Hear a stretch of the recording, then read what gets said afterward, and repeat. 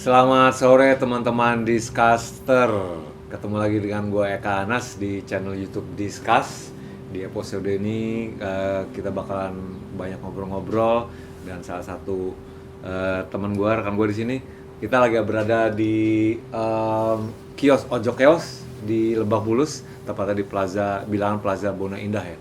Jadi kalau misalnya lagi main-main di sekitar Bona Indah atau di Lebak Bulus, mampir-mampir lah ke sini, ada banyak buku, bisa ngopi-ngopi. Oke, tapi mungkin sekarang masih tutup ya karena masih karantina, tapi akan dibuka secepatnya mudah-mudahan nih. Dan kita di sini ditemenin sama Muhammad Asranur. Gue ngeliatnya kamera apa kalau nih? Kapan mana aja, saja ngeliatin cewek. Ya. Tapi Asal di sini sebagai marketing apa gimana, Sa? Atau Di mana? Di kios. Di kios.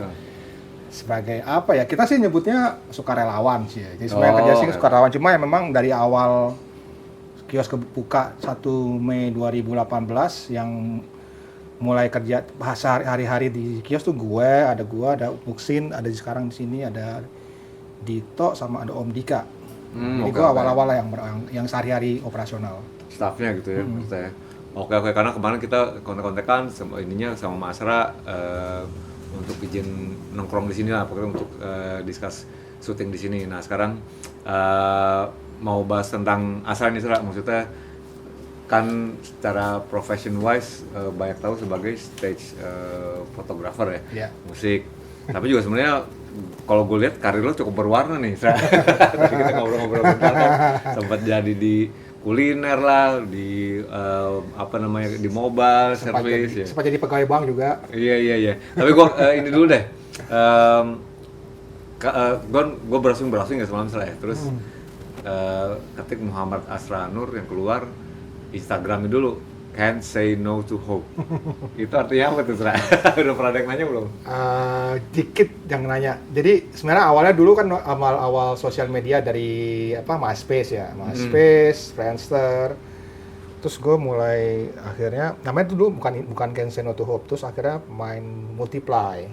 Oke. Multiply itu gue akhirnya namanya Can't Say No to Hope, diambil dari, jadi gue tuh fans beratnya Bjork. Nah, jadi ada lagu, judul lagunya tuh Alarm Call, ada lirik. Oh, Alarm Call itu dari album Homogenic ya? Homogenic. Oh iya. Ada lirik lagu bilang gini, Can't say no to hope, can't say no to happiness, I'm no fucking Buddhist. Oke. Nah, dari situ gue suka Can't say no to hope nih, oh ya udah gue pakai. Jadi Can't say no to hope, jadi semua gue pakai Can't say no to hope nih. Dari situ sebenarnya. Kenapa partikular kalimat itu sebenarnya? Nggak tahu, tiba-tiba kayak dapet. Gue kalau buat nama tuh sesuai selalu nama, password apa tuh pasti nggak kayak gitu. Jadi ada kalimat, Kak, bukan sekedar angka atau huruf gitu. Pasti kayak Sino Tuho atau misalnya jalan-jalan ke pasar, pasti kayak gitu. Oke. Jadi emang kata pas saat itu yang menarik perhatian gue ya itu Kensino Tuho. Kenapa potensi lo ya?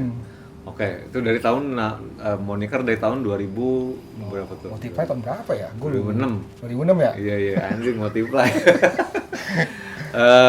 Oke. Terus itu gue lihat berhenti post di tahun 2018, kenapa nggak diurus lagi? Enggak, sebenarnya ya jadi gini, gue mungkin agak satu selain kesibukan yang lain juga, kegiatan lain juga, gue mau ngapain lagi gitu di fotografi sebenarnya sih, gue sempat mikir gitu. Sampai sekarang pun masih, tapi akhir-akhir ini gue udah mulai ikutan kayak workshop atau webinar gitu fotografi. Jadi gue kepingin lebih gue harus moto yang lain nih gitu. Fotografi yang lain. Jadi ya akhirnya kenapa gue berhenti, karena gue mau yang lain dulu. Jadi gue kalau udah kekumpul bahannya ntar gue baru buat aktif lagi cuma di akun yang lain. Oke. Karena bagi gue tuh Can't Say No to Hope udah musik aja. Fotografi musik kayak gitu ya. Jadi gue kepingin sebenarnya gue lagi tertarik untuk mendalami ini sih art fotografi lah. Hitam putih terutama. Jadi kalau lo lihat di Can't Say No to Hope tuh Instagramnya mulai tahun berapa tuh gue mulai posting foto hitam putih tuh. Oke. Jadi gue gara-gara terinspirasi sama temen gue fotografer orang Indonesia yang menang lomba foto dunia Hasselblad, dia juara. Oh iya? Foto hitam putih semua. Terus gue ke rumah dia diajarin gini saja nih. Terus gue, oh iya benar juga ya. Oh iya, terus akhirnya gue mulai hitam putih deh. Menurut gue hitam putih lebih, karena gue lebih gampang kan untuk mengedit atau ngambil fotonya, ternyata lebih susah karena beda. Lo harus ada hal-hal yang lo harus pikirin sebelumnya biar foto itu jadi stand out. Karena cuma hitam putih gitu, dua warna itu aja kan. Keterbatasan tapi jadi kelebihan juga gitu. Iya. Oke, tapi kan maksudnya medium fotografer atau apapun itu lah ya. Sekarang kan lagi Instagram kencengnya apapun itu, mau orang mau dagang atau mau Iya. seni apa gimana promo gitu. Lu malah berhenti udah 2 tahun ini tuh. Iya, karena ya satu di kios, Sibuk di di sini. kios, terus RK manggung banyak karena setiap kali Kolil balik, apalagi sekarang Kolil udah For good di sini. for good di sini kan, manggung bisa sebulan bisa 12 sampai 15 kali gitu. Iya. Terus ngurusin keseharian kios, jadi aduh gue kayak entar dulu deh. Tinggal pegang ya. Heeh. Banyak cuannya di aktivitas. Oke, by the way nih, kalau misalnya mau ngopi bisa order sini bisa kan dari Gojek? Bisa. Sementara masih kalau kita punya yang 1 liter nama kopi Chaos 1 liter di Tokopedia bisa. Cuma 80.000 sih. Enak banget kopinya. Jadi promo. Komen. Enggak apa-apa, Bos. Oke. Kalau ngomongin tentang fotografi nih, Sra, ini juga mungkin udah sering ditanyain ya, tapi kapan lo kenal fotografi dan awalnya tuh kapan gitu? Dan ketertarikannya tuh kenapa tuh? Gua sebenarnya kenal tertariknya tuh tahun 2003. Jadi gua sebenarnya nggak suka di foto sebenarnya dari dulu. Waktu kecil gua bisa dilihat di foto album keluarga gua, kalau di foto gua pasti merengut. Rasanya. Kenapa sih? Nggak tahu, nggak suka di foto aja gitu. Terus nggak tahu kenapa. Jadi gara-gara gua jadi gua mau dari gua dulu kuliah di Kansas kan, terus pindah ke San Francisco. Terus gue beli kamera Canon gitu, kamera point and shoot. Terus pas karena gue pindah ke SF kota gede kan, hampir tiap malam tuh ada konser, pasti gitu. Iya. Dari Selasa sampai Minggu malam tuh ada. Yang gede sama kecil ya. Terus ya gue bawa, akhirnya gue bener seneng foto karena gue buat apa ya, dokumentasi gue lah, gitu. Terus lama-lama Dulu udah digital ya? udah digital, 2003 ya. Tapi lama-lama gue kurang puas kan, kok foto gue begini ya, gitu. Begini gimana Maksudnya ya namanya juga point and shoot gitu kan, terbatas. Terus konser kan gelap, kota 2003 tuh kamera ISO tuh kayak pencahayaannya masih kurang, masih 1600, Pixel masih rendah-rendah. maksimum masih 1600 gitu. Terus grainy gitu. Terus ya udah akhirnya gue beli yang prosumer lebih bagus dikit, cuma masih gak puas. Akhirnya gue cari-cari tahu, ternyata gue harus pakai SLR nih gitu. Ya gue beli, ya udah dari situ tertarik. Udah setiap gue ke konser gue bawa kamera ya, karena kan gue ke konsernya juga konser yang kecil-kecil bukan yang gede. Soalnya kalau yang gede di Amerika nggak boleh, harus punya izin. Iya. Harus minta izin dulu sama publicistnya si band. Udah dari situ lah gue. Tapi yang exciting biasanya di gigi kecil tuh. Wah, yang kecil lo exciting banget. Jadi kayak keseruan dari bandnya sendiri, penontonnya sampai security-nya juga seru. Iya. Ada particular band yang lo ikutin nggak waktu itu di zaman di SF itu yang lo ngefans dan lo suka lah terus lo ikutin? Ada sih, ada. Band apa tuh? Foxtail Somersault, dia shoegaze gitu, dia kayak, aduh gue lupa sih, kayak apa ya? Nggak kayak Bloody Valentine, cuma lebih ke lebih ride. Oh, oke. Lebih psychedelic ya? Tuh gue suka banget kan, gue nonton, gila keren banget ya. Akhirnya gue kenalan sama mereka, gue foto-fotoin mereka, tuh sampai mereka di endorse, dikirim sama ini Eric Dead Rockstar, kaos Eric dulu ada kaos apa gitu ya, ngirim ke Amerika, mereka pakai di endorse. Anjir. Oh iya dulu ya, daerah baru keluar lagi ya, baru launching. Terus waktu White Shoes main di SF, pembukanya mereka apa Fox? White Shoes and the Couples Company. Enggak, sorry, si band Foxtail Somersault. Foxtail Somersault. Tolong cek deh. Mereka, gue udah sayang udah vakum sih, cuma keren. Jadi belum masih keep contact sama mereka? Masih. Jadi gitarisnya tuh orang American Japanese. Dia dulu sempat ngeband sama salah satu gitaris yang Nine Inch Nails waktu di LA. Wih anjir. Siapa Robin Fink bukan? Bukan yang gak kurang terkenal pokoknya. Terus ya udah, terus ya bukain White Shoes and the Couples Company waktu di SF, baik banget, pinjemin alat-alatnya. Iya. Kalau di Amerika kan lo ngeband, lo bawa alat sendiri. Gak disediain, drum pun gak disediain, lo bawa sendiri. Iya.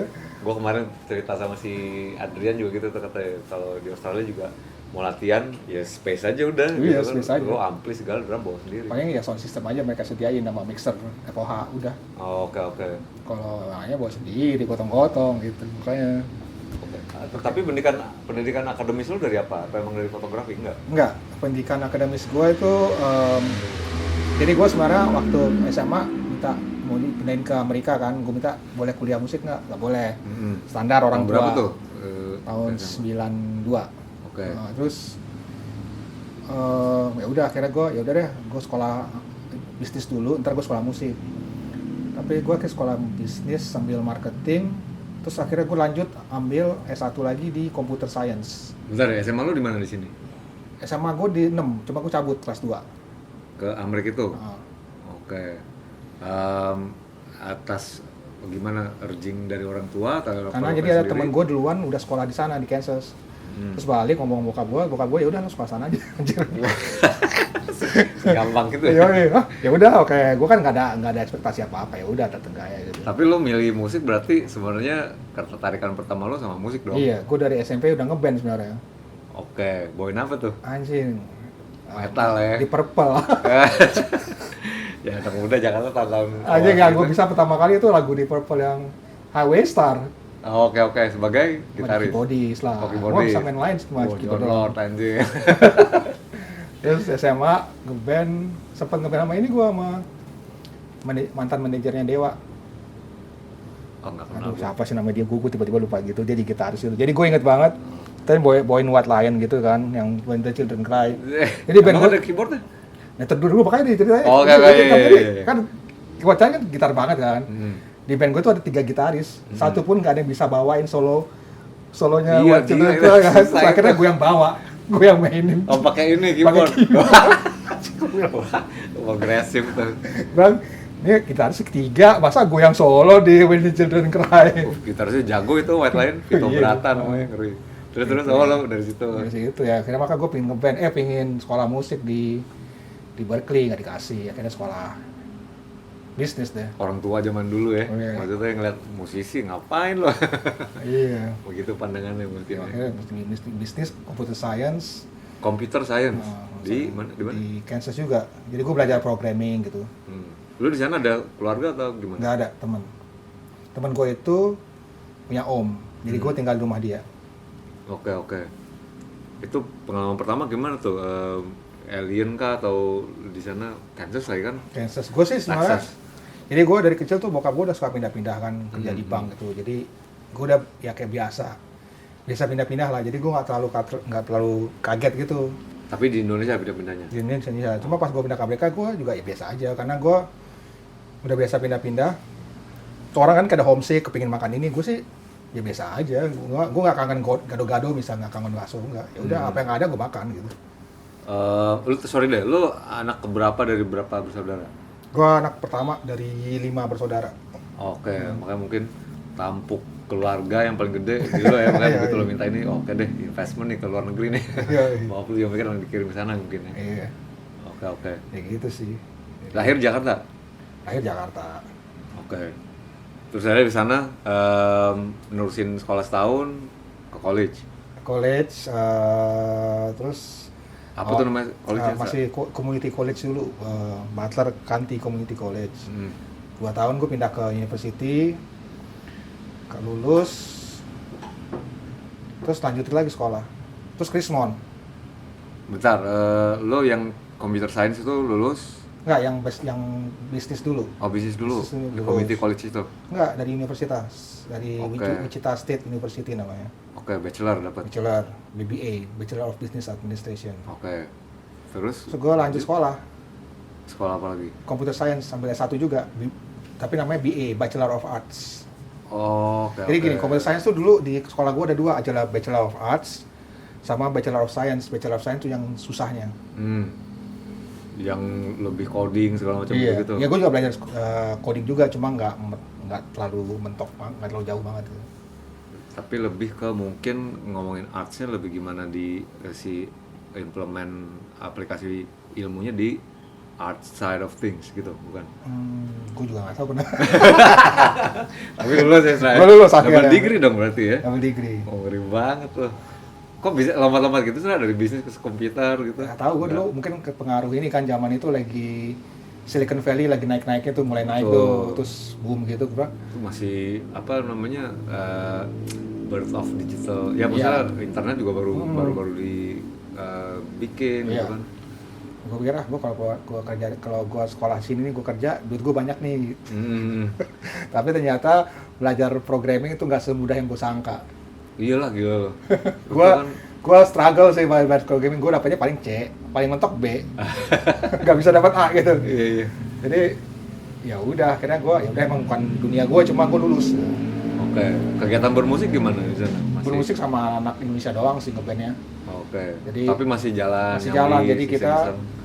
jadi gue beli keyboard, gue tahun pertama langsung beli keyboard, terus punya kenalan sama orang Indonesia, anak band semua. Ya udah, kita buat band sana, namanya DIMS, DIMS. DMS. Oke. Doa ibu menyertai selalu. Oke. Karena ada kuliahan, jadi harus punya dapat terus tuh doa ibu nih. Iya. Oh, gua kirain DIMS ya, diam-diam minta apa nih? Gak sanggup. Diam-diam minta seks. Wah, ngeri. Oke. Ada, tapi komunitas warga Indonesia ada di sana ya? Ada banyak kota gue kan kota kecil.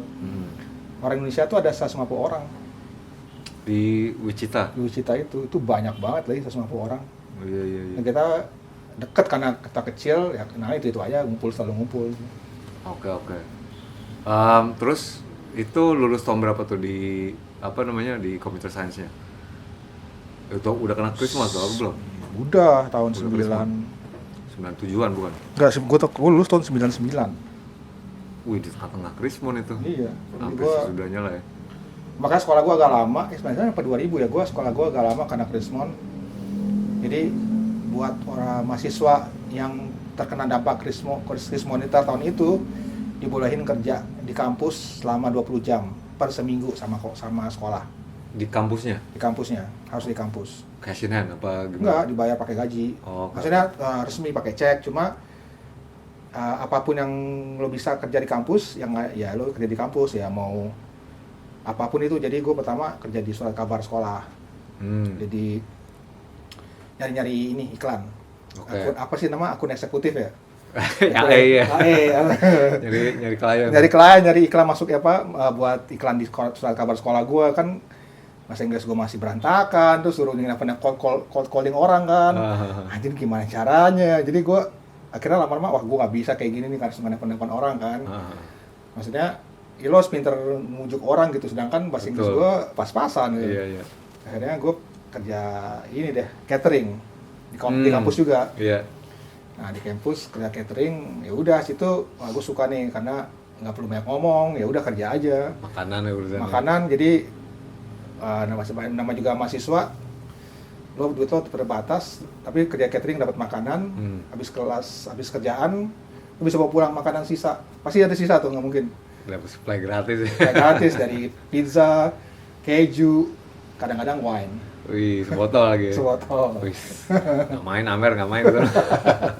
Iya, gue ngeliat lihat di profile LinkedIn lo juga, tuh gue cek gitu, wih, Asra berwarna juga nih karirnya. Dulu sempat di T-Mobile ya. Iya, gua di sempat provider service, terus sebagai kapten di F&B, food and beverage gitu kan. Itu bagian waktu di fase itu ya? Iya, jadi setelah gue catering, gue nyaman catering kan. Terus sekolah, gue sempat kerja di T-Mobile tuh, kayak Telkom gitu ya. Sebagai apa tuh, Sra? Sebagai customer service. Oke, tetap klien ini dong, maksudnya dengan customer relation. Iya, jadi orang nelfon gue komplain, soalnya udah telepon gue nggak nyala nih gini, atau gue bill gue di gini-gini. Ya gue yang nyelesain masalah mereka. Oke. Lama juga tuh, Sra. Maksudnya berapa tahun nih? Setahunan kan gue. Dan tapi lu bilang tadi pas kita ngobrol yang lamanya justru di catering itu hampir 8 tahun ya? 8 tahun gue, karena gue catering karena jalan-jalan, main ketemu orang. Jadi gue dulu Jadi gue udah berhubungan dekat sama presiden sekolah gue. Iya. Jadi gue sampai dikasih surat rekomendasi sama presiden sekolah universitas gue. Dean ya, gitu. Bukan dean, presidennya lagi, di atasnya lagi. Bisa gimana? Jadi kan gue mau sekolah di Chicago kan, gue minta surat rekomendasi karena gue sering, ya acara sekolah, semua function sekolah tuh acara pak, misalnya acara Christmas sekolah, Thanksgiving, atau dia rapat apa itu, pasti gue yang kerjain. Untuk cateringnya. Okay. Ya dari melalui sekolah gitu. Jadi kenal baik gitu. Jadi kayak dari bulan November sampai Desember setiap tahun udah pasti gue sering ketemu si presiden daripada housemate gue. Karena gue kerja dari jam 12 malam, dari jam 5 pagi sampai jam 12 malam. Oke. Karena saking sibuknya tuh. Iya. Itu sementara lu sambil ngejalanin kuliah juga? Sambil ngejalanin kuliah, makanya kuliah gue keteteran, berantakan. Kasihkan Kasihkan. Oke ya.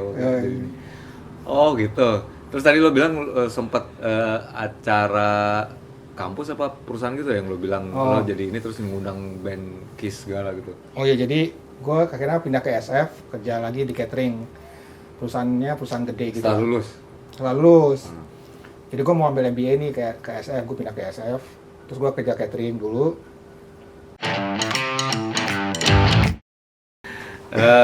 Apa tadi kita ya, jadi catering kan. Lo sempat diundang di salah satu perusahaan gitu di San Francisco. Jadi gue kerja catering lagi di SF nih, perusahaan gede gitulah, kliennya Facebook, Microsoft, Google, Apple gitu. Terus suatu ketika ada perusahaan nih buat acara, tapi acara bukan di SF, acaranya di LA, sekitar LA, lagu lupa kota apa.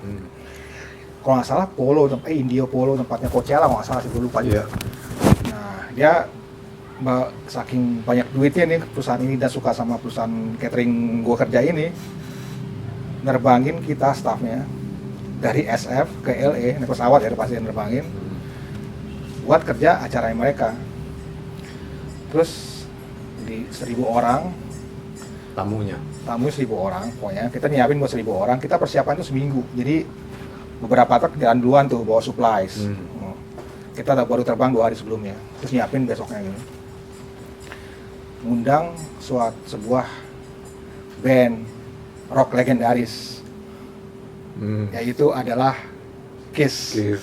Jadi anjing, terus gue, ada Kiss.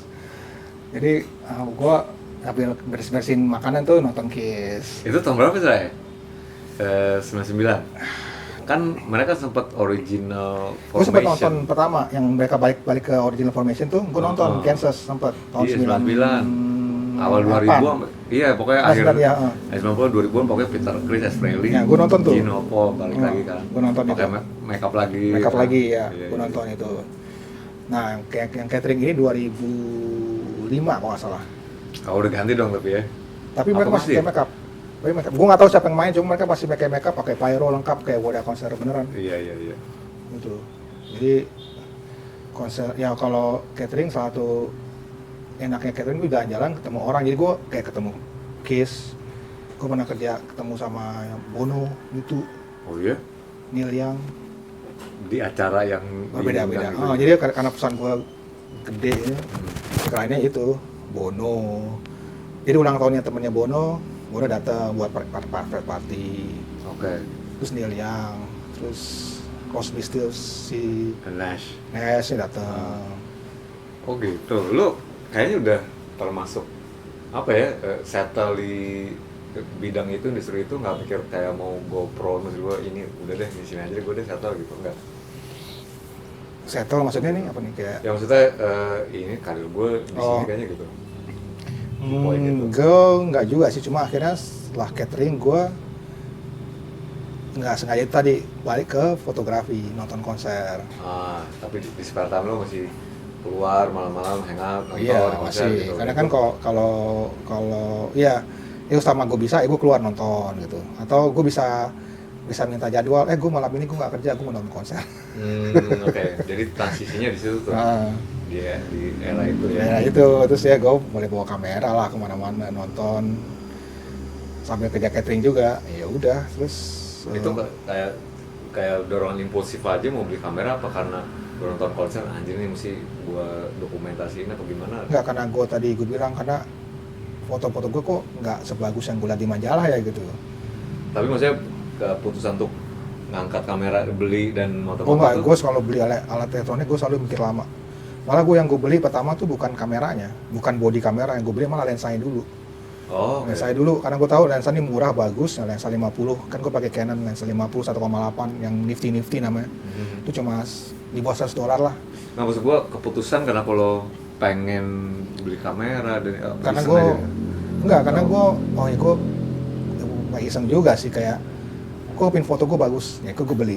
Nah gue beli kamera, kayak yang paling bagus sahabat ini SLR. Emang ada kedorongan kayak gue pengen nyobain fotografi nih gitu? Enggak sih, Tapi kepengen aja gitu. out of the blue terus beli kamera dan mau explore Nggak ada fotografi. dulu karena gue riset berapa bulan. Gue kamera ini gue beli ini, lensanya ini nih gitu. Jadi nggak out of the blue, cuma gue nggak tahu alasan dorongan gue bukan karena kepingin berkarir di dunia fotografi sebenarnya, karena emang gue suka nonton konser aja. Oke. Kan pulang foto gue nggak bagus nih, gue perlu yang bagus fotonya, jadi gue beli SLR. Oke. Udah dari situ sih sebenarnya. Jadi lu lihat hasilnya dan kayak gue kayak masih bisa dibagusin lagi nih, Iya. gue mesti nambahin lagi. BM jadinya banyak pokoknya. Iya. Orang maksudnya kalau orang hobi kan kayak gitu. Ya bisa tentang PM gitu. Oke, terus berangkat dari situ lo mulai kayak gerilya gig lo Iya, datengin, lo foto. Ya kan, jadi gue karena udah sering nonton sana kan, jadi kenal lah sama venue-venue-nya yang kerja, yang jaga. Jadi gue berapa venue gue dikasih akses, lo datang kapannya bebas, gratis. Oke. Datang malah ada satu venue, datang, nih dikasih Long Island Tea. Jadi mereka tahu gue suka Long Island Tea. Jadi sebelum baru datang gue nilai Long Island Tea, lo boleh kemana sini bebas, selama lo nggak masuk ke office katanya. Oke. Sampai gue boleh masuk ke dalam tempat mereka nyimpen bir. Tapi ada kerjasamanya nggak? Dalam artian kayak Nggak ada. gue minta foto lo buat Nggak. publikasi gitu? Nggak ada. Oh gitu. Nah, mungkin karena gue yang mungkin karena satu nama gue Muhammad, terus gue kulitnya coklat, terus suka moto. Karena foto-foto kan orang kulit putih semua, banyak kan kulit putih atau apa ya. Ini ya gue dipanggil Muhammad sebenarnya, kan orang Amerika panggil namanya first name kan. Oke. Nah, bukan Asra.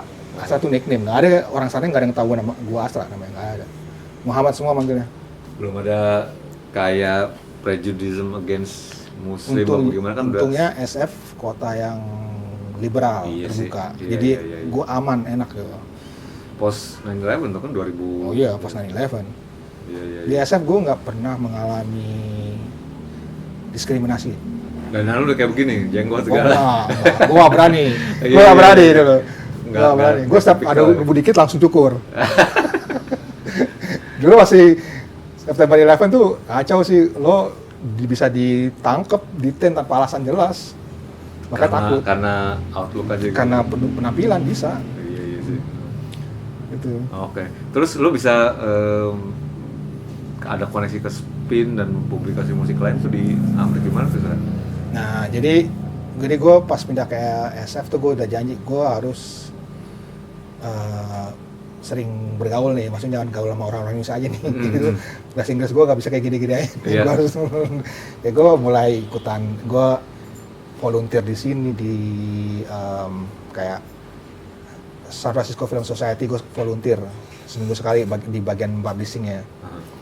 Terus ada festival film gue ikut, jadi gue kenal banyak orang gitu. Nah mereka tahu, salah satunya beberapa orang dari mereka tahu gue suka nonton konser dan suka moto. Oke. Terus suatu waktu dikasih tahu, Muhammad, gue punya roommate nih, roommate gue penulis di Spin, dia nyari fotografer, lo mau nggak? Ya mau dong, gue bilang. Ya udah, ini gue rekomendasiin lo ya mas foto-foto lo, gue kirim. Terus ternyata mereka suka foto gue, ya udah. Terima, tapi gue masih buat online, spin.com.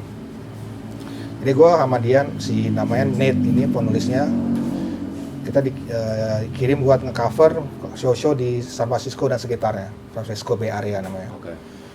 Ya, gig yang pertama gue dapet itu cover Arctic Monkeys di Warfield. Warfield tuh kayak Tahu tuh legendary dari sama kayak Bill Fillmore sama lah, Iya, sister iya. dia.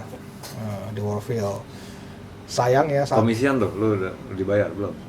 cuma per foto doang, kecil lah. Ya Oke. gue bilang nggak apa-apa lah ya. Iya. Terus saat itu yang gue inget malam itu gue udah megang tiket yang gue dapet itu susah payah buat nonton Explosions in the Sky. Wih. Terus gue anjing nih gue Wait, maksudnya lu di malam yang sama dapat duit? nggak aja pertama gue udah beli tiket yang Explosions itu kan sold out. Terus Ah. karena gue kenal sama yang kerja di venue-nya dikasih tiket gratis, gratis sih gue beli $16. Ah. Sedangkan orang lain tuh pada beli di Craigslist kayak $50, $100. Gue cuma dapet $16 nih harga normal. Wah gue bisa nonton. Tiba-tiba dapat masuk tuh seluruh motoin Arctic Monkeys kan. Gue sempet bimbang. Anjing ini gue nonton Explosion. Apa gue motoin Arctic Monkeys nih? Kan gue gak selalu suka Arctic Monkeys zaman itu. Post rock apa Brit rock? Ah nih gue. Terus? Ya udahlah gak apa-apa gue. Kan pertama masa gue tolak lo gila lo. Tapi Iya, gue gak iya. dikasih-kasih lagi. Betul. Ya udah kan gue jual. Malah itu gue pengen dua tiket sebenarnya. Explosion in the Sky sama ISIS. Wih. Jadi mereka main barengan, cuma beda tempat. Oh, maksudnya dua band ini beda juga? Oh, gue pengen dua tiket. Jadi gue karena nggak dapat Explosion, gue beli ISIS. Tiba-tiba gue dapat Explosion, tiket Explosion. Oh, oke. Akhirnya gue jual dua-duanya. Wah, gila. Saking ini aja, saking banyak. Saking banyak, jadi lo DSF tuh bisa satu malam apapun bisa macam-macam dari band yang mau naik lagi naik daun sampai yang band legendaris tuh ada. Terus biasanya kan ada community tabloid gitu lo lihat deh. Iya, ada Apa, korannya sendiri. gitu. Oh.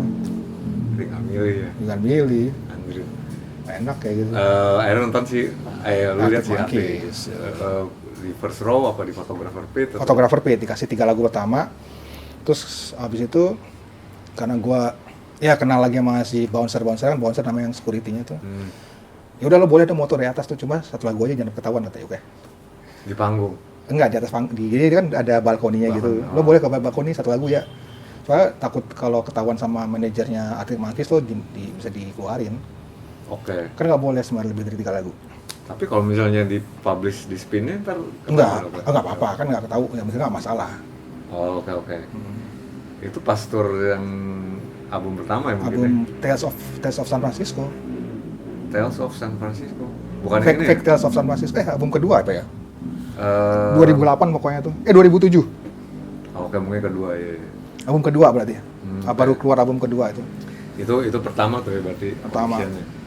Ya habis itu Arctic Monkeys akhirnya Van Manson, siapa lagi ya?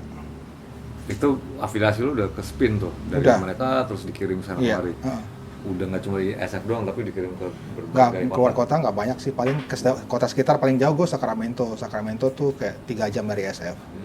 Gue naik kereta ke sana. Sama si Neil itu tadi terus. Sama Nate ya. Heeh. Oke. Sayangnya pas jadi tahun 2008 gue mutusin pulang. Terus gue pulang kan, terus gue bilang sama editor gue, sorry nih gue harus pulang ke negara gue, pulang. Oh ya.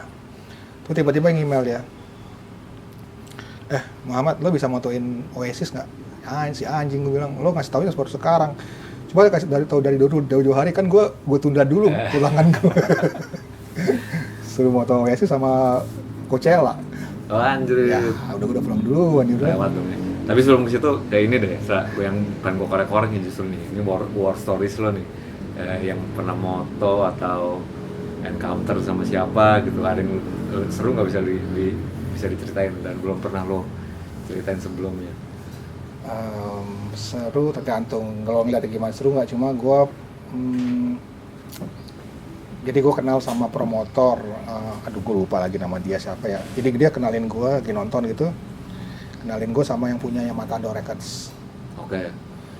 Terus itu udah terus gue pulang bareng, yaudah gue anterin deh naik mobil dia kan. Terus satu mobil ada gitarisnya Pavement, siapa namanya? Stephen Malkmus. Bukan, satu lagi yang berantem, jadi kan ada 2 yang berantem. Oh. Iya gondrong. Pokoknya karena gara-gara Iya. mereka berantem, Pavement tuh nggak bubar. Benar-benar ya. Nah itu sih itu, anjing di Bolt situ. siapa namanya? Oke. Iya, wah dia nih gue. Sama dia. Semobil gue. Anjir. Terus apalagi nih yang apa namanya? Mungkin lo kalau di sisi fotografi kan nggak banyak sering bersinggungan mungkin dalam artian ya tugasnya foto kelar udah cabut gitu. Tapi pernah ada yang apa namanya ketemu hangout dan ada cerita serunya nggak? Kalau hangout sih lumayan karena yang sering gue foto, yang gue emang kalau gue di waktu luang gue, yang gue pilih yang konser-konser kecil. Jadi kayak santai aja gitu habis konser yang ngobrol mereka minum bareng Oke. gitu. Ada beberapa gitu. Terus kalau yang berhubungan dengan musik, jadi gue kenal sama head security-nya salah satu venue gede di Amerika lah, legendaris gitu. Doi orang tuanya orang Belanda, jadi dia senang, wah gue orang Indonesia ya, gue orang tua gue orang Belanda, jadi kayak punya koneksi gitu.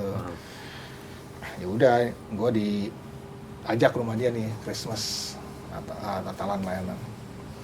Rumahnya di loteng gitu, loteng masuk, terus ternyata doi nanam ini ganja. Asik banget.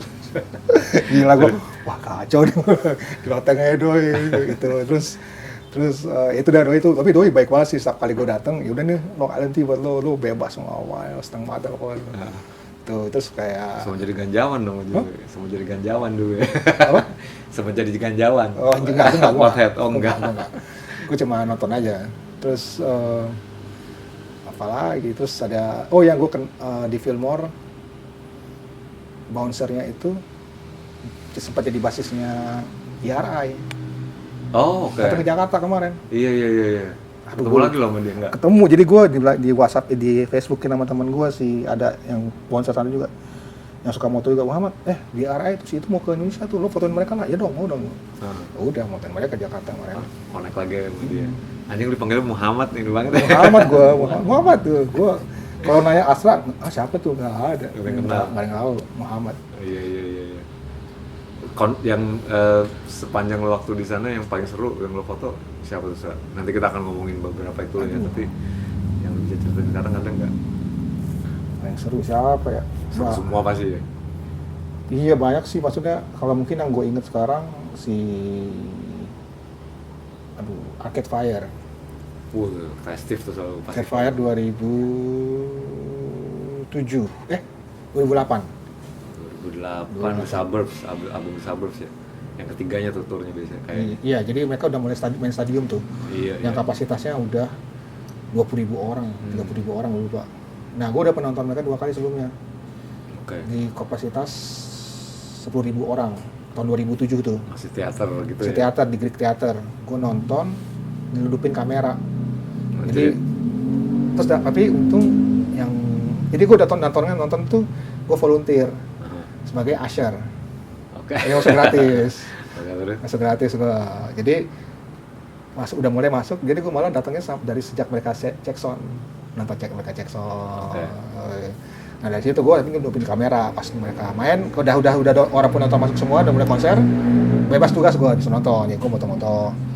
Makanya pas tahun 2008 gue dapat kartu buat pass itu buat motoin mereka. Wah gue seneng banget. Cuma ada 3 orang fotografer apa yang boleh moto atau gitu. Iya. Terus yang resmi ya.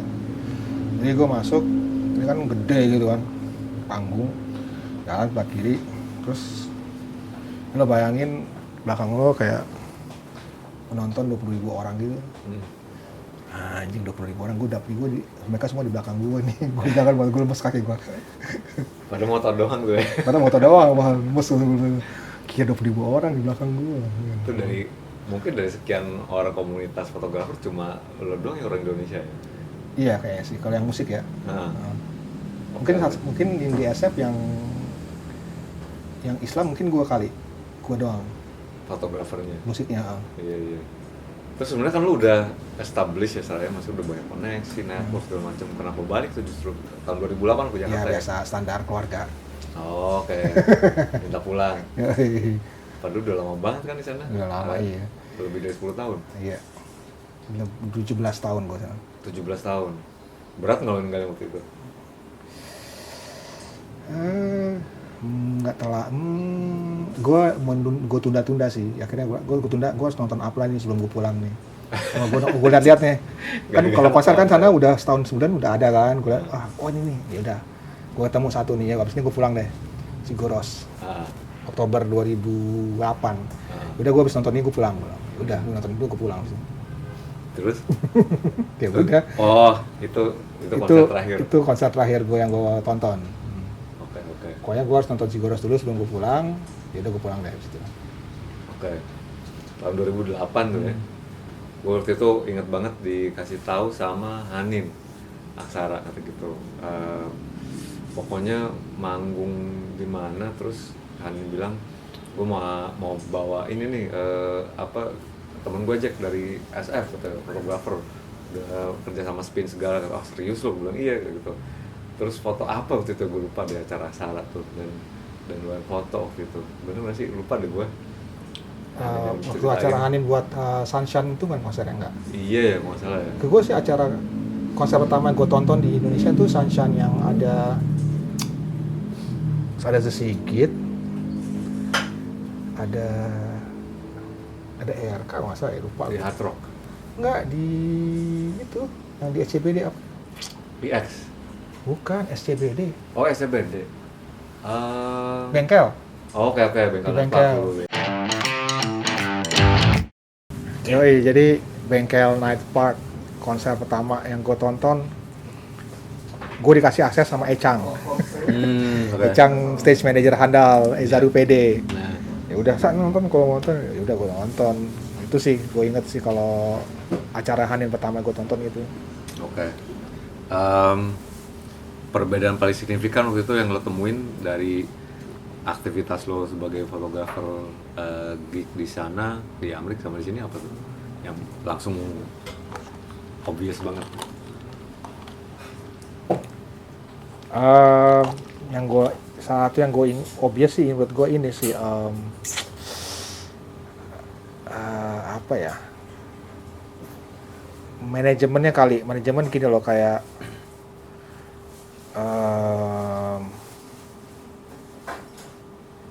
kalau di sana kan ya udah 3 lagu pertama, udah ya 3 lagu, terus lo jadi sebelum konser mulai tuh lo dipersilakan masuk nih misalnya, ya lo tunggu aja depan panggung gitu. Oke. Silakan. Oh di sini, kalau ini sebagian besar konser ya, nggak semuanya sih. Kita suruh tunggu di luar, pas bandnya baru naik panggung nih, misalnya semenit sebelum naik panggung, baru kita suruh masuk. Itu kan dia buru-buru. Lo bayangin, gue cuma dapat 3 lagu, terus lo dibuat buru-buru masuk ke dalam, dia dapat tempat yang lo mau, gelap, banyak kabel di mana-mana, barikade, lo kan kesandung-sandung, berbahaya gitu. Maksud gue bilang kenapa nggak dari awalnya lo kita masukin, kita ngapa-ngapain, kita bisa moto apa sih sebenarnya? Motoin panggung gelap, panggung kosong, silakan, nggak ada apa-apa juga, nggak ada yang bisa dijual dari panggung kosong gitu. Sebenarnya itu sih kalau sana ya pas lo mau itu masuk biar nggak berbahaya. Itu sih yang gue notice pertama kali, safety sebenarnya. Nggak terlalu dijaga di sini. Terus juga yang gue notice sih sebagai, ya gue juga kan manggung gitu ya, banyak ngalamin itu kayak partikel elemen sebagai nggak begitu penting lah kalau dilihat. Gue bilang fotografer panggung tuh kasihan, gue suka ngeliat kadang-kadang begitu 3 lagu diusurnya udah kayak apa cabut gitu kan, kayak udah nanti gue santai aja kali gitu kan. Gue juga waktu itu sebagai sisi penonton juga, kalau nonton konser ini kan biasanya gue paling depan gitu, itu agak-agak inhuman sih di ininya, diusirnya kayak gitu kan, kayak ini. Terus menurut gue justru dibanding sama fotografer panggung musik luar kan, dia jadi elemen yang nggak dokumentasiin, dan dia sebagai propaganda juga gitu kan buat si bandnya gitu. Setuju kok gitu, maksud gue timpangnya di situ mungkin statusnya juga ya nggak. Lebih ke sini sih, lebih karena kalau di sini tuh mungkin karena emang jarang datang ke sini kok si band itu, akhirnya yang mau moto banyak, yang menonton banyak, jadi yang nggak berkepentingan pun akhirnya ada di depan panggung di barikade itu. Sebenarnya kan ketika 3 lagu pertama harusnya tuh yang berkepentingan aja, seperti fotografer aja misalnya. Benar. Tapi fotografer aja pun kadang-kadang bisa banyak. Gue nonton konser apa ya, anjing, ada hampir 30 orang fotografer. Kan barikade tuh paling dari situ ke sini 5 meter paling ya. Lo panjang gitu, lo bayangin 30 orang motret gitu. Belum lagi ada security-nya. Wah gila lu, wah kacau nih maksudnya. Belum lagi yang nggak penting-penting. Oh, yang penting nggak dapat ID nonton di depan gitu. Aduh ini nggak penting-penting, mas. Gue nggak masalah sebenarnya. Ya lo nggak apa-apa di situ, cuma nanti aja deh gitu. Setelah kita kerja lo boleh dari situ.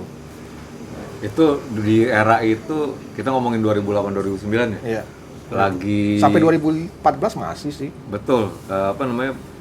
pertama kalinya bukan tren sih gue nyebut apa ya, banyak orang-orang yang tertarik dengan foto panggung dan mulai nyoba-nyoba dan akhirnya jadi agak-agak ini. Gue manajer gue si Adebra kan mulai pertama di tahun itu juga kan, dia bilang suka berantem malah katanya antar sesama fotografer, nggak berantem sih, tapi kayak ada yang sok-sok yang wah foto kemana, jadi yang sibuk gitu daripada.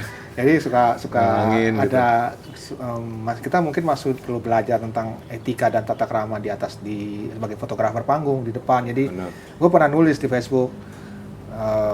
Jadi ada suatu acara gue foto, terus gue ngeliat ada seorang fotografer, malah dia joget-joget. Gue nggak masalah joget-joget, cuma jangan di depan panggung, lu samping aja gitu.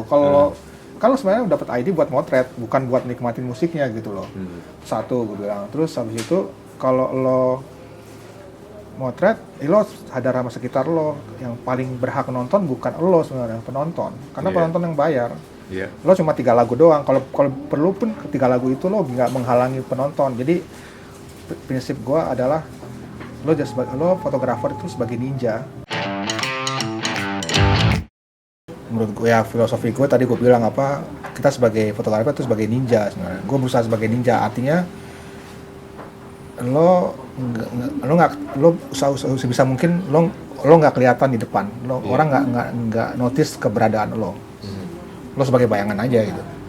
Lo bukan titik utama, senternya bukan lo, senternya di atas panggung, jadi lo jangan sampai ganggu penonton. Jadi kayak misalnya orang ngeliatin foto panggung enak, bisa motret idolanya, konser luar negeri, band luar negeri, padahal nggak, capek. Karena apa? Biar gue nggak mau ganggu penonton di belakang, kan barikade tuh penonton belakang. Gue nggak tinggi amat, cuma tetap aja menghalangi pemandangan gitu. Walaupun cuma 3 lagu bersama, gue pasti motret, gue pasti begini. Gue nggak begini, gue begini pasti. Lu bayangin begini 15 menit. Iya. Capek. Harus begini. Kalau kamera berat-berat, kalau sekarang udah ringan kayak gini misalnya. Tapi dulu kan kamera XLR Canon gitu, lensa panjang. Betul. Bisa 10 kilo sendiri. Nah, ya lo bayangin 15 menit kayak gitu, capek sebenarnya. Iya.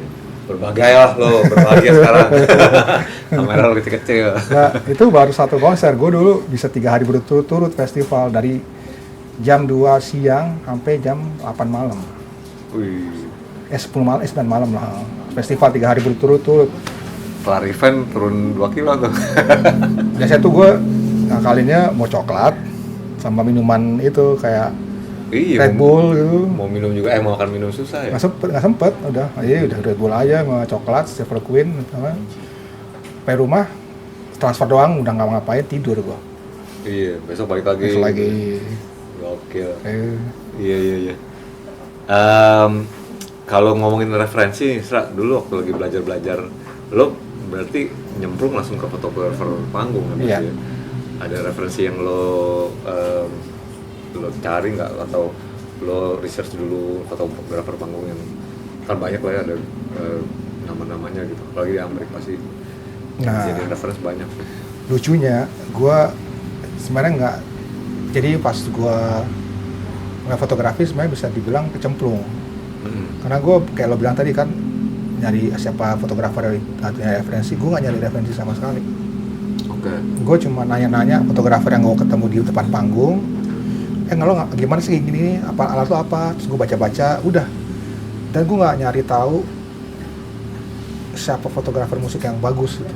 Gue nggak tahu, gue baru tahu mereka itu beberapa tahun setelah gue menggeluti dunia fotografi panggung musik.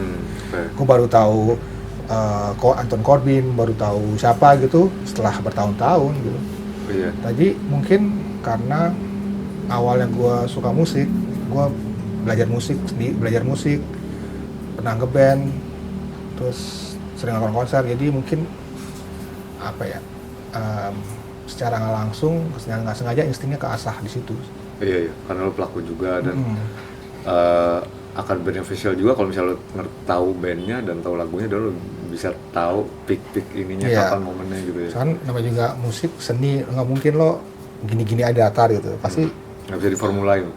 Pasti lo nggak, maksudnya pasti ada ya namanya seniman ekspresif, dan ada momen ketika ekspresi itu muncul saat-saat klimaks misalnya. Oke. Nggak mungkin lo kayak lo di panggung nih tiba-tiba lo kayak lo misalnya lo suka loncat yang gitu, nggak mungkin tiba-tiba loncat kita lagunya lagi santai kan, mungkin kan? Betul. Ya kan pasti lagi naik lo loncat. Iya. Itu yang mungkin karena lo suka musiknya juga, akhirnya kerasa jadi otomatis. Ini momennya nih gitu kan ya.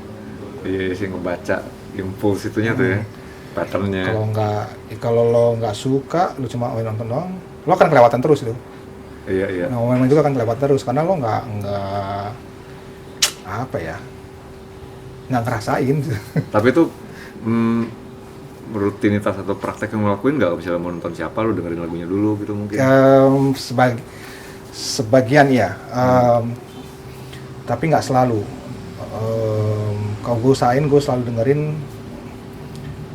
bisa setengahnya lah paling nggak lah. Gue dengerin sekilas gitu. Dulu awal-awal ya, tapi lama-lama akhirnya gue nggak terlalu lagi sih. Oke. Lu selain fotografer kan, tapi juga aktif bermusik juga saya. Bahkan sebenarnya starting point lu di musik justru ya. Lu barengan ngeband sama Monday Night Class, inget gue. Iya. Ketawa lo. Nggak, soalnya itu Attempt pertama. bukan, dia tiba-tiba nonton mereka di FX. Terus tiba-tiba si Ecang sama Aryo, kita butuh kita body Loes lah. Hah, gua aja. Ya udah, terus itu ada band ada koran Republika apa, wawancara Monday Night Class, gue ikut terus itu foto. Jadi gua udah ada di koran sebagai Monday Night Class sebelum gua main. Kecemplung lagi. Akhirnya ikut dari situ ya. Dari situ. Itu memaksa Flar ya masalah. Viva Tutel dulu.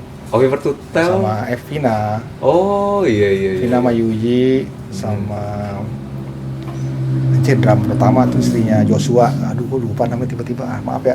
Oke. Sebelum bikin Amazing in Bed berarti. Setelahnya dong. Oh, itu setelahnya. Setelahnya.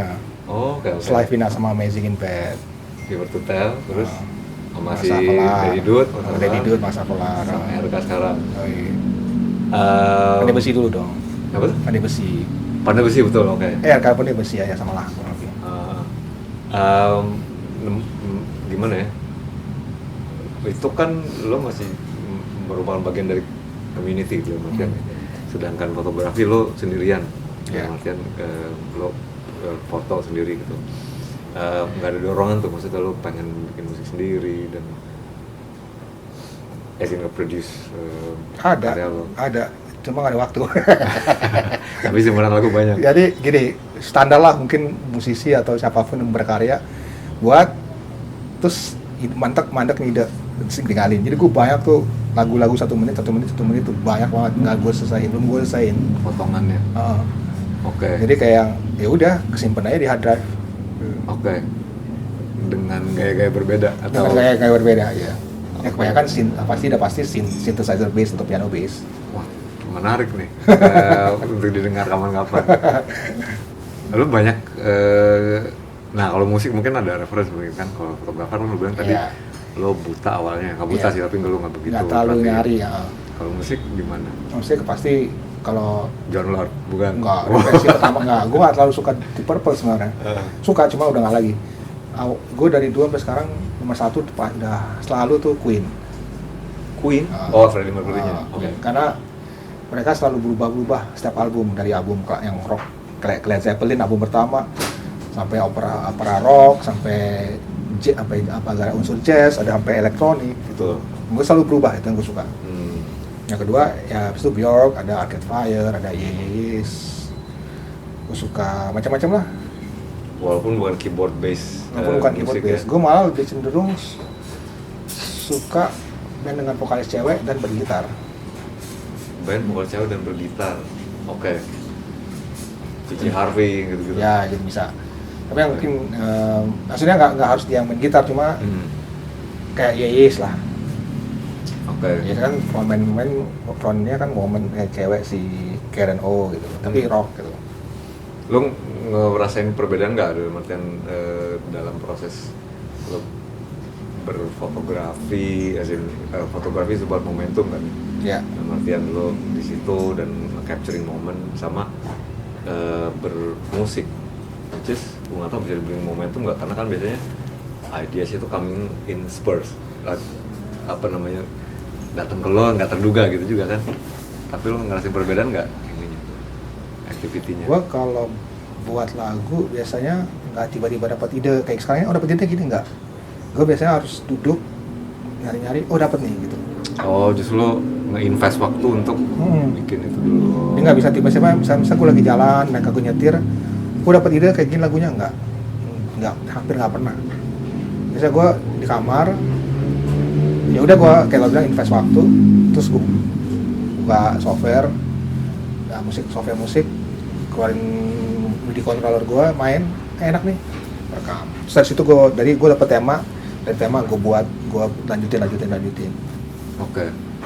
Itu kalau sendirian, tapi kalau misalnya kayak in community gitu, bukan community, in a group gitu ya, dengan band-band tadi,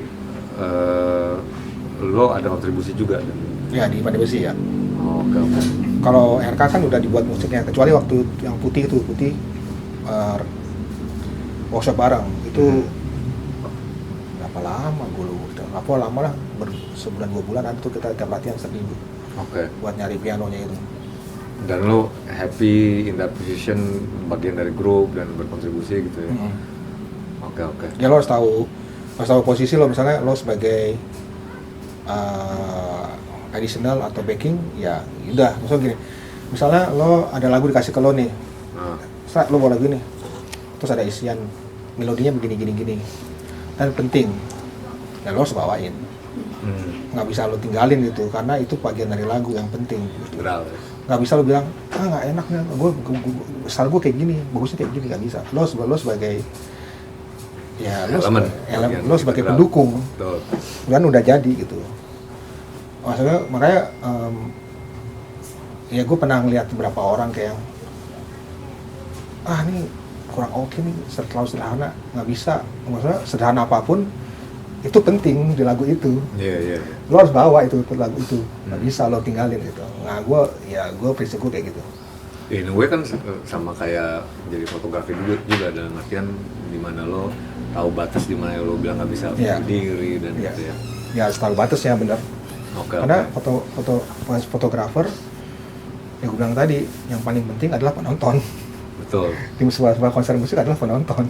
Dan kalau dalam circumstances di band, yang lo harus serve adalah lagunya mungkin. Iya, lagunya betul. Iya, oke. Jadi kapan nih kita bisa denger solonya Muhammad Asran nih? Aduh. Jadi seru sih itu Sra. Ntar ya, cari waktu buat desain ya. Nah, sekarang kita balik ke fotografi. Sekarang kan menjamur nih, banyak bakat-bakat baru, anak-anak muda yang jadi fotografi di panggung, terutama. Gua akuin pasti ada ketertarikan the glamour, the glitz, dan mereka bisa bersinggungan sama musisi-musisi yang mereka idolain gitu. Ini menurut lo kompetisi sebagai salah satu yang pelaku awalnya atau gimana? Enggak sih, gue nggak kompetisi. Ya kalau kompetisi secara sehat ya bagus gitu. Maksud gue bukan kompetisi lah. Kalau gue nggak rasanya kayak kompetisi, karena setiap orang punya ciri khas masing-masing gitu. Oke. Menurut gue waktu gue mulai awal fotografi panggung, setahu gue ya, seingat gue sih, saat itu nggak ada yang moto panggung dari jarak deket banget. Jadi kalau di fotografi itu kan ada lensa wide, namanya lensa wide tuh 1635 misalnya di Canon. Nah kebanyakan orang tuh foto panggung tuh pakai lensa tele yang panjang putih itu, kalau Canon tuh dari jauh gitu. Bisa buat moto racing gitu. Gue nggak suka gitu. Bagi gue lo nggak dapet ekspresi, nggak dapet momennya itu. Intimasinya. Intimasi nggak dapet. Gue harus sedekat mungkin ada di objeknya, sama objek yang gue foto. Oke. Gitu. Jadi itu bagi gue, dan gue inget tuh ada beberapa orang bilang dulu, wah gila gue apa, wah ini kok bisa moto sedekat ini nih panggung gitu. Mereka nggak kepikiran. Ada beberapa fotografer panggung ngomong dulu. Iya. Kayak ya lo harus deket. Salah satu yang gue suka sih foto ini. Mana tuh? Ya. Oh oke. Oh di print beneran. Gue kasih ke Anjir, anjing, ya. Siapa nih? Joyland Joyland. 2012, inget banget gue. Yoi. Ini gue bangga nih, gue sempet gue taruh jadi profil Facebook gue Yoi, nih. ini buat lo kak, gue kirim buat lo. Bro, thank you banget, Ra. Jadi ya kayak gitu kayak Oke. lo ini Iya, kan iya. ini kerasa kan Iya. intimacy dan lo di Oke. action dia di mana lo ada action lo di situ berada gitu. Iya. Kayak mungkin kayak si fotografer perang siapa namanya gue lupa. Ya dia bilang lo sedekat mungkin dengan objek yang lo foto gitu. Oke. Untuk ngerasain ya emosinya, ikatannya gitu Iya. ya. Oke. Karena ketika lo dekat dan lo ngikutin gerakan dia kemanapun, dia pasti akan notice dong sebagai yang di atas panggung, lo kok nih ada diem dulu nih gitu. Bisa jadi dia akan ngasih lo sesuatu yang fotografer nggak dapetin gitu.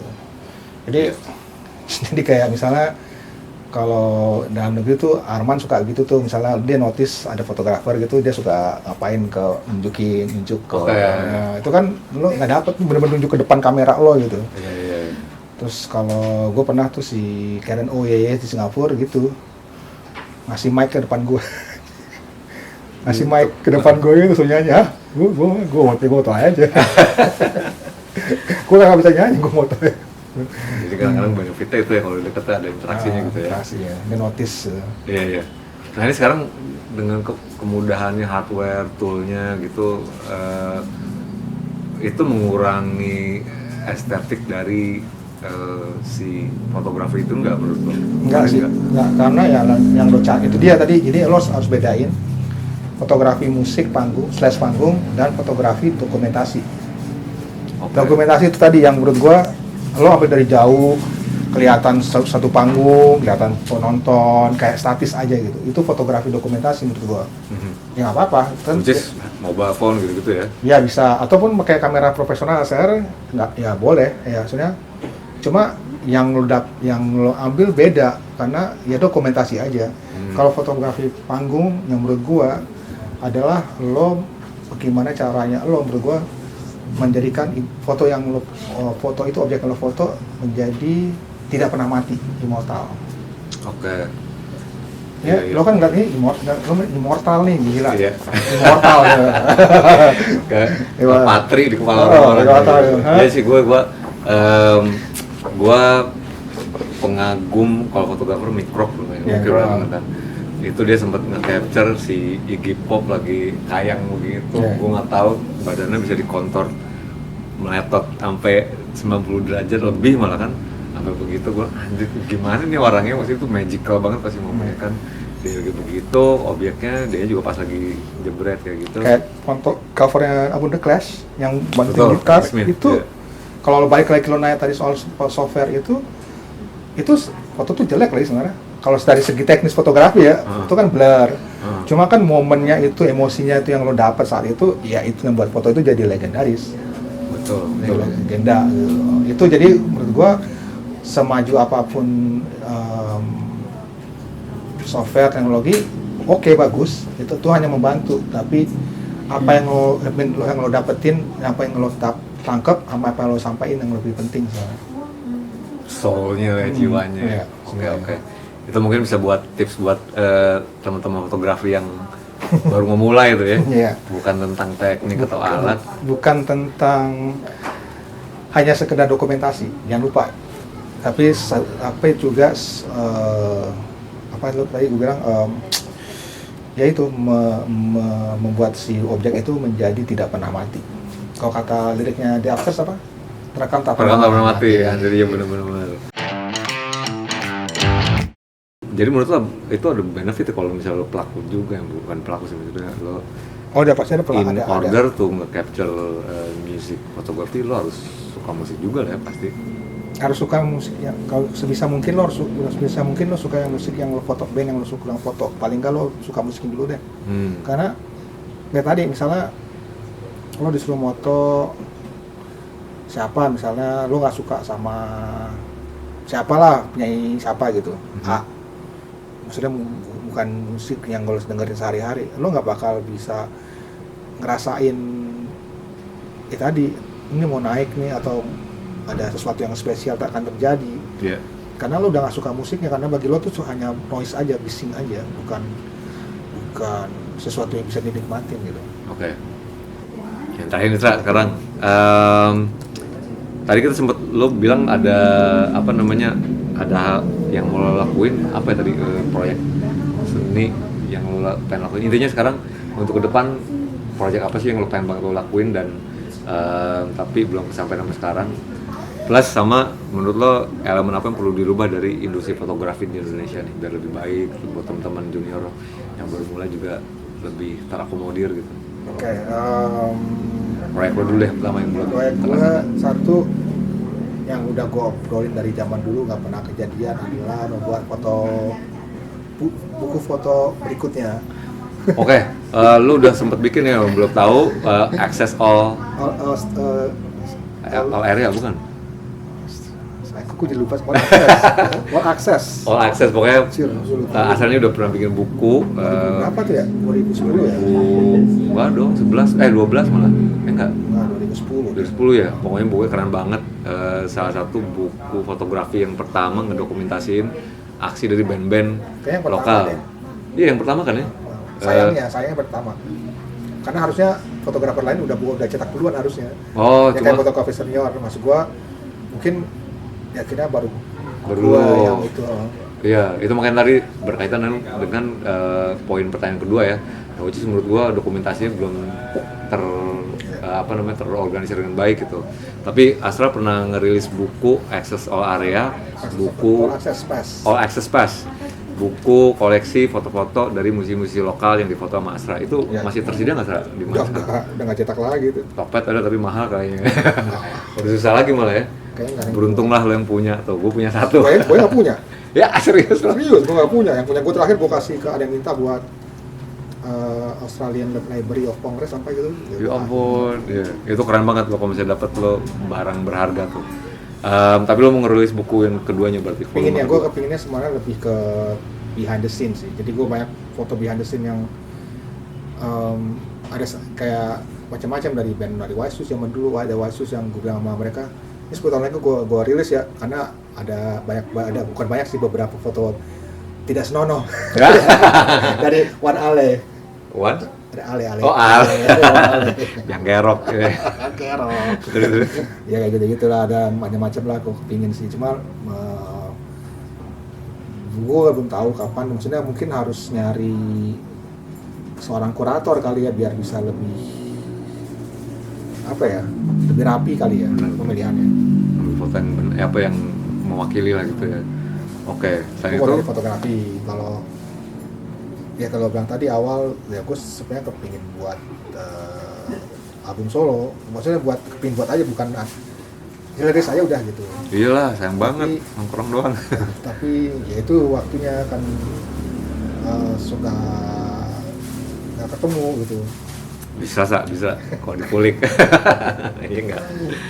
Dan yang berkaitan dengan yang lu bilang tadi, apa sih yang mesti diberesin dari, mungkin pertanyaan terlalu besar ya, tapi menurut gue secara singkat gitu ya, dari industri fotografi terutama di entertainment lah ya. Karena lu bilang tadi banyak fotografer senior sebenarnya lebih banyak koleksinya mungkin. Tapi karena dokumentasinya nggak rapih jadi terbengkalai atau tercecer gitu. Mungkin gue mau ngomong soal ini dulu kali ya, soal kondisi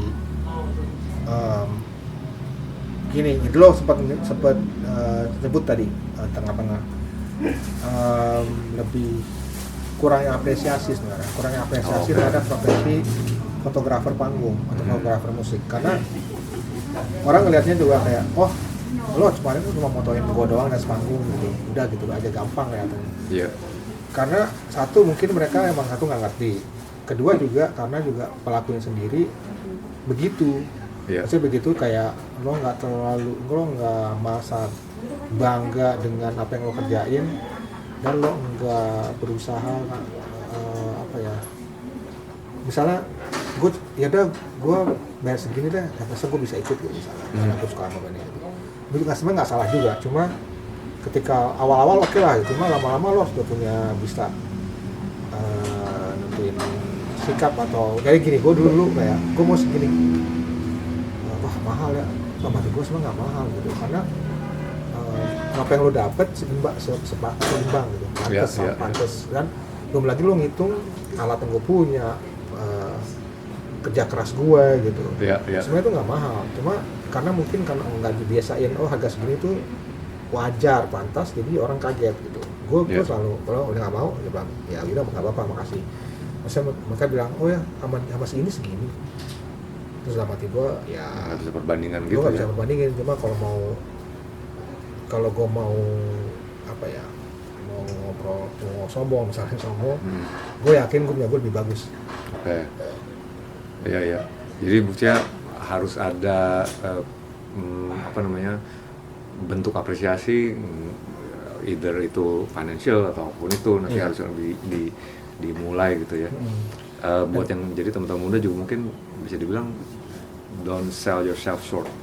Gitu ya. Betul, don't sell yourself dan mengerti juga soal misalnya motoin ini ya udah, yang misalnya lo dibayar hanya cuma buat dokumentasinya mereka atau buat apa di mana-mana, lo pastiin itu bukan buat yang lain-lain. Misalnya ini buat dokumen di sosial media sama di website mereka. Terus tiba-tiba foto lo jadiin kaos, merchandise. Lo semua harus dapat dari situ. Lo mereka paling nggak harus bilang izin. Dan itu harusnya ada uang lagi, karena kan ada yang bayarin billboard lo itu, apalagi jadiin kaos gitu. Iya. Lebih fair aja mungkin treatmentnya. Iya. Dan ya kita harus tahu juga sampai sejauh mana foto kita bisa dipakai ketika kita diajak bekerja atau dibayar. Kalau dari elemen luarnya, maksudnya itu kan dari partikel si fotografernya gitu ya. Dari IO kah atau dari band, menurut lo perlu